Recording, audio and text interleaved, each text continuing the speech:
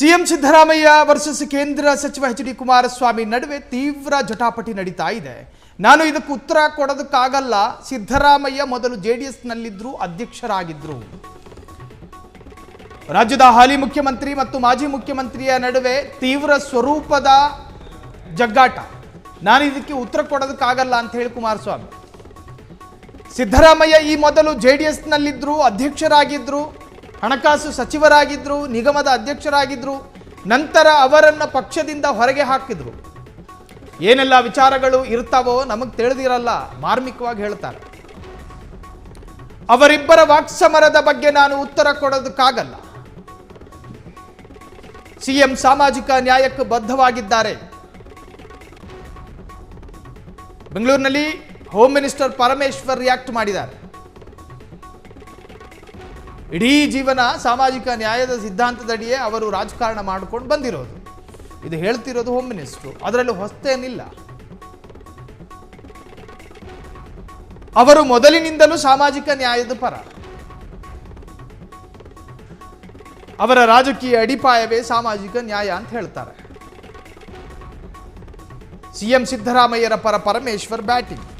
ಮನೆ ಮಕ್ಕಳು ಮನೆ ಯಜಮಾನನನ್ನ ಎಷ್ಟೇ ಹಾಡಿ ಹೊಗಳಿದ್ರು ಕೂಡ ಸಮಾಜ ಅದನ್ನ ಹಂಗೆ ಗಂಟ್ಲು ಕೆಳಗೆ ಇಳಿಸ್ಕೊಳ್ಳೋದಿಲ್ಲ. ಪಕ್ಕದ ಮನೆಯವರು ಹೊಗಳಬೇಕು. ನಮ್ಮಲ್ಲಿ ಸಿಎಂ ಆಡಳಿತ ಮಾಡ್ತಿಲ್ವಾ, ಆಡಳಿತ ನಡೀತಿಲ್ವಾ ಅಂತ ಹೇಳಿ ಹೇಳ್ತಾರೆ.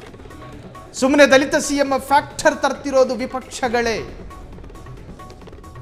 ದಲಿತರನ್ನ ಸಿಎಂ ಮಾಡೋದು ಕಾಂಗ್ರೆಸ್ ಪಕ್ಷನೇ, ಇನ್ಯಾರು ಮಾಡ್ತಾರೆ? ಬೇರೆ ಪಕ್ಷದಲ್ಲಿ ಜಾತಿ ತಾರತಮ್ಯಗಳಿರ್ತಾವೆ. ಯಾವಾಗ ದಲಿತ ಸಿಎಂ ಮಾಡಬೇಕು ಅಂತ ಹೇಳಿ ಪಕ್ಷಕ್ಕೆ ಚೆನ್ನಾಗಿ ಗೊತ್ತು. ಸಿಎಂ ಸಿದ್ದರಾಮಯ್ಯರ ಪರ ವಿಪರೀತ ಬ್ಯಾಟು. ನಾನಿದಕ್ಕೆಲ್ಲ ಉತ್ತರ ಕೊಡೋದಕ್ಕಾಗಲ್ಲ ಅಂತ ಹೇಳಿ ಆರಂಭದಲ್ಲಿ.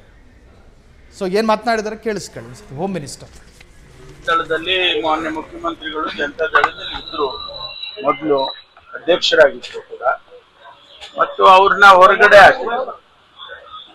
ಆದ್ರಿಂದ ಅವ್ರ ಏನೆಲ್ಲ ವಿಚಾರಗಳಿರುತ್ತೆ ನಮಗದೇನು ತಿಳಿದಿರಲ್ಲ. ಅದ್ರ ಬಗ್ಗೆ ನಾನು ಉತ್ತರ ಕೊಡಕ್ಕಾಗಲ್ಲ.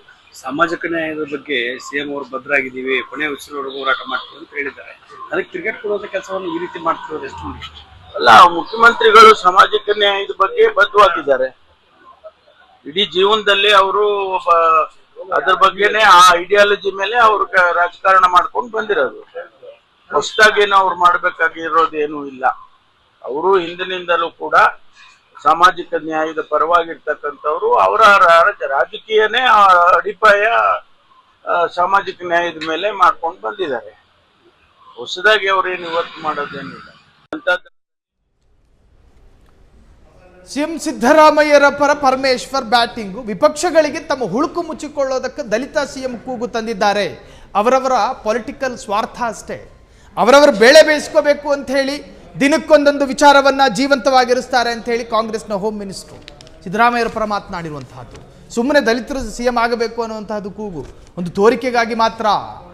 ಚಂದ್ರು ಲಮಾಣಿ ಪ್ರಕರಣದಲ್ಲಿ ಷಡ್ಯಂತ್ರ ಆರೋಪ ವಿಚಾರಕ್ಕೆ ಸಂಬಂಧಪಟ್ಟ ಹಾಗೆ ಮೆಗಾ ಅಪ್ಡೇಟ್ಸ್ ಇದು. ಲೋಕಾಯುಕ್ತದವರು ಎಲ್ಲ ನೋಡಿಯೇ ಮಾಡಿರುತ್ತಾರೆ. ಪ್ರಕರಣದ ಹಿನ್ನೆಲೆ ವಿದ್ಯಮಾನಗಳನ್ನು ನೋಡಿಯೇ ದಾಳಿ ಮಾಡಿರ್ತಾರೆ. ಸುಮ್ಮನೆ ಮಾಡೋದಕ್ಕೆ ಹೋಗೋದಿಲ್ಲ. ಮುಂದೆ ಕಾನೂನು ಪ್ರಕಾರ ಕ್ರಮ ವಹಿಸ್ತಾರೆ. ಇದೊಂದು ರಾಜಕೀಯ ಪ್ರೇರಿತ ಅನ್ನೋ ಆರೋಪ ಇತ್ತಲ್ಲ. ಬಿಜೆಪಿಯವರು ಭ್ರಷ್ಟಾಚಾರದ ಬಗ್ಗೆ ಯಾವಾಗಲೂ ಪಾಠ ಮಾಡ್ತಾರಲ್ಲ, ಮಾಡ್ಕೊಂಡಿರೋ ಹಲ್ಕ ಕೆಲಸ ನೋಡ್ಕೊಳ್ಳಿ ಅಂತಾರೆ. ಈಗ ಬಿಜೆಪಿ ನಾಯಕರು ಮೌನವಾಗಿದ್ದಾರೆ, ಯಾರೂ ಮಾತಾಡ್ತಾ ಇಲ್ಲ. ಬಿಜೆಪಿಗೆ ಪರಮೇಶ್ವರ್ ಠಕ್ಕರ್ ಕೊಟ್ಟರು. ಬಿಜೆಪಿಯವರು ಮಾತೆತ್ತಿದ್ರೆ ಭ್ರಷ್ಟಾಚಾರದ ಬಗ್ಗೆ ಮಾತನಾಡ್ತಾರಲ್ಲ, ಈಗ ಅವರದ್ದೇ MLA ಚಂದ್ರು ಲಮಾಣಿ ಭ್ರಷ್ಟಾಚಾರದ ಕೇಸ್ನಲ್ಲಿ ಲೋಕಾಯುಕ್ತರಿಗೆ ರೆಡ್ ಹ್ಯಾಂಡ್ ಆಗಿ ತಗಲಾಕೊಂಡು ಈಗ ಜೈಲು ಸೇರಿದ್ದಾರೆ. ಈಗ ಮಾತನಾಡಲಿ. ಅವರ ನಾಲಿಗೆಗಳಿಗೆ ತಾತ್ಕಾಲಿಕವಾಗಿ ಬೀಗ ಹಾಕಲಾಗಿದೆ. ಕಾಂಗ್ರೆಸ್ ವಿರುದ್ಧ ಆರೋಪ ಕೇಳಿ ಬಂದಾಗ ದಿನಕ್ಕೆ 40 ಬಾರಿ ಜೋರಾಗಿ ಬೊಬ್ಬೆ ಹೊಡೆಯುವವರು ತನ್ನದೇ ಪಕ್ಷದ ಶಾಸಕನ ವಿರುದ್ಧ ಭ್ರಷ್ಟಾಚಾರದ ಆರೋಪ ಅಲ್ಲ, ರೆಡ್ ಹ್ಯಾಂಡ್ ಆಗಿ ತಗಲಾಕಂಡ.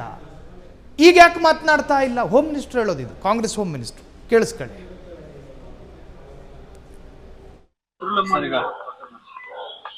ಅವರು ಈಗ ಷಡ್ಯಂತ್ರ ಇದೆ ಅದೆಲ್ಲ ಲೋಕಾಯುಕ್ತದವರು ನೋಡದೆ ಮಾಡಿರ್ತಾರ. ಅವೆಲ್ಲ ಸ್ಟಡಿ ಮಾಡಿ ಅವರ ಹಿನ್ನೆಲೆ ಮತ್ತು ಅಲ್ಲಿ ನಡೀತಾ ಇರ್ತಕ್ಕಂಥ ವಿದ್ಯಮಾನಗಳು ಅವೆಲ್ಲ ನೋಡಿಕೊಂಡು ಅವರು ಟ್ರ್ಯಾಪ್ ಮಾಡೋದು ಮಾಡಿರ್ತಾರೆ. ಮತ್ತು ಮುಂದೆ ಮುಂದುವರೆದು ಅದು ಅವರು ತನಿಖೆ ಮಾಡಿ ಕೋರ್ಟಿಗಾಗ್ಲಿ ಮತ್ತೆ ಅದು ಕಾನೂನು ಪ್ರಕಾರ ಏನ್ ಕ್ರಮ ತಗೊಳ್ಬೇಕಲ್ವಾ. ಅವರು ಲೋಕಾಯುಕ್ತದವರು ಸುಮ್ಮನೆ ಮಾಡೋದಕ್ಕೆ ಅನೇಕ ಸಂದರ್ಭದಲ್ಲಿ ಅವ್ರ ಮೇಲೂ ಕೂಡ ಹೇಳ್ತಾರೆ. ಆದ್ರೆ ಇದರಲ್ಲಿ ಇನ್ಸಿಡೆಂಟ್ ಅಲ್ಲಿ ಆಗಿದೆ ಅಂತ ಹೇಳಿ ಅವರು ಹೇಳಿದ್ದಾರೆ. ಅವರು ಈಗ ಷಡ್ಯಂತ್ರ ಇದೆ ಅದೆಲ್ಲ ಲೋಕಾಯುಕ್ತದವರು ನೋಡದೆ ಮಾಡಿರ್ತಾರ. ಅವೆಲ್ಲ ಸ್ಟಡಿ ಮಾಡಿ ಅವರ ಹಿನ್ನೆಲೆ ಮತ್ತು ಅಲ್ಲಿ ನಡೀತಾ ಇರ್ತಕ್ಕಂತ ವಿದ್ಯಮಾನಗಳು ಅವೆಲ್ಲ ನೋಡ್ಕೊಂಡು ಅವರು ಟ್ರ್ಯಾಪ್ ಮಾಡೋದು ಮಾಡಿರ್ತಾರೆ. ಮತ್ತು ಮುಂದೆ ಮುಂದುವರೆದು ಅದು ಅವರು ತನಿಖೆ ಮಾಡಿ ಕೋರ್ಟಿಗಾಗ್ಲಿ ಮತ್ತೆ ಅದು ಕಾನೂನು ಪ್ರಕಾರ ಏನ್ ಕ್ರಮ ತಗೊಳ್ಬೇಕಲ್ವಾ. ಅವರು ಲೋಕಾಯುಕ್ತದವರು ಸುಮ್ಮನೆ ಮಾಡೋದಕ್ಕೆ ಅನೇಕ ಸಂದರ್ಭದಲ್ಲಿ ಅವ್ರ ಮೇಲೂ ಕೂಡ ಹೇಳ್ತಾರೆ. ಆದ್ರೆ ಇದರಲ್ಲಿ ಇನ್ಸಿಡೆಂಟ್ ಅಲ್ಲಿ ಲೋಕಾಯುಕ್ತ ಅಧಿಕಾರಿಗಳು ಸುಮ್ಮನೆ ದಾಳಿ ಮಾಡೋದಿಲ್ಲ. ಅವರಿಗೆ ಕೆಲ ನಿಖರವಾದಂತಹ ಮಾಹಿತಿ ಸಿಕ್ಕಿರ್ತವೆ. ಆ ಮಾಹಿತಿ ಆಧರಿಸಿಕೊಂಡು ಲೋಕಾಯುಕ್ತರು ದಾಳಿ ಮಾಡಿರ್ತಾರೆ. ಇನ್ನು ಅವರ ವಿರುದ್ಧ ಕೇಳಿ ಬಂದಿರುವಂತಹ ಆರೋಪಕ್ಕೆ ಸಂಬಂಧಪಟ್ಟ ಹಾಗೆ ಪ್ರಬಲವಾದ ದಾಖಲೆ ಸಿಕ್ಕಿದ್ರೆ ಕಾನೂನು ಕ್ರಮ ಮುಂದುವರಿಯುತ್ತೆ. ಇದರಲ್ಲಿ ಯಾವ ಮುಲಾಜು ಇಲ್ಲ. ಕಾಂಗ್ರೆಸ್ಸೋ ಬಿಜೆಪಿನೋ ಮುಲಾಜಿಲ್ಲ. ಅವರವರ ಪ್ರಯತ್ನಗಳು ಮತ್ತು ಅವರವರ ಕರ್ತವ್ಯಗಳನ್ನು ಅವರು ಮಾಡ್ತಾ ಇದ್ದಾರೆ ಅಂತ ಹೇಳಿ ಜಿ ಪರಮೇಶ್ವರ್ ಲೋಕಾಯುಕ್ತರ ಪರ ಮಾತನಾಡಿದರು. ಕ್ಷಣ ಕ್ಷಣದ ಸುದ್ದಿಗಳಿಗಾಗಿ ಫ್ರೀಡಂ ಟಿವಿ ಸಬ್ಸ್ಕ್ರೈಬ್ ಮಾಡಿ, ಲೈಕ್ ಮಾಡಿ ಹಾಗೂ ಫಾಲೋ ಮಾಡಿ. ಹೊಸ ಸುದ್ದಿಗಳ ನೋಟಿಫಿಕೇಶನ್ಗಾಗಿ ಬೆಲ್ ಐಕಾನ್ ಮೇಲೆ ಕ್ಲಿಕ್ ಮಾಡಿ.